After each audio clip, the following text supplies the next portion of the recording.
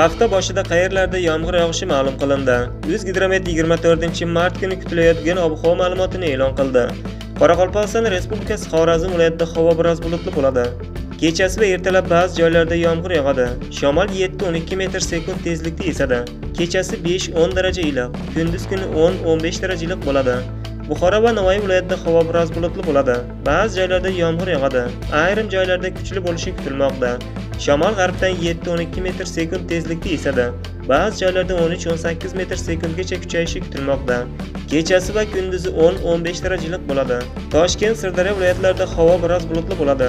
Yomg'ir yog'adi. Ba'zi joylarda kuchli bo'ladi. Sharqiy shamol yo'nalishini o'zgartirib g'arbdan 7-12 metr/sekund tezlikda esadi. Ba'zi joylarda 13-18 metr/sekundgacha kuchayishi kutilmoqda. Kechasi 9-14 daraja iliq, kunduz kuni 12-17 daraja iliq bo'ladi. Qashqadaryo, Surxondaryo viloyatlarida havo biroz bulutli bo'ladi. Yomg'ir yog'adi. Ba'zi joylarda kuchli bo'ladi. Sharqiy shamol yo'nalishini o'zgartirib g'arbdan 7-12 metr/sekund tezlikda esadi. Ba'zi joylarda 13-18 metr/sekundgacha kuchayishi kutilmoqda. Kechasi va kunduzi 10-15 daraja iliq bo'ladi. Andijon, Namangan, Farg'ona viloyatlarida havo biroz bulutli bo'ladi. Kechasi yog'ingarchilik kutilmaydi. Kunduz kuni yomg'ir yog'adi. Ba'zi joylarda kuchli bo'ladi. Sharqiy shamol yo'nalishini o'zgartirib g'arbdan 7-12 metr/sekund tezlikda esadi. Ba'zi joylarda 15-20 metr/sekundgacha kuchayishi kutilmoqda. Kechasi 10-15 daraja iliq, kunduz kuni 15-20 daraja iliq bo'ladi.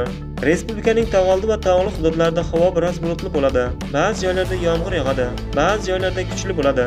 Baland tog'li hududlarda qorga aylanishi kutilmoqda. Tog'li hududlarda qor ko'chish xavfi ham bor. Respublikaning tog' oldi va tog'li hududlarida sel, suv toshqin hodisalari yuzaga kelishi kutilmoqda. Sharqiy shamol yo'nalishini o'zgartirib, g'arbdan 7-12 metr/sekund tezlikda esadi. Ba'zi joylarda 13-18 metr/sekundgacha kuchayishi kutilmoqda.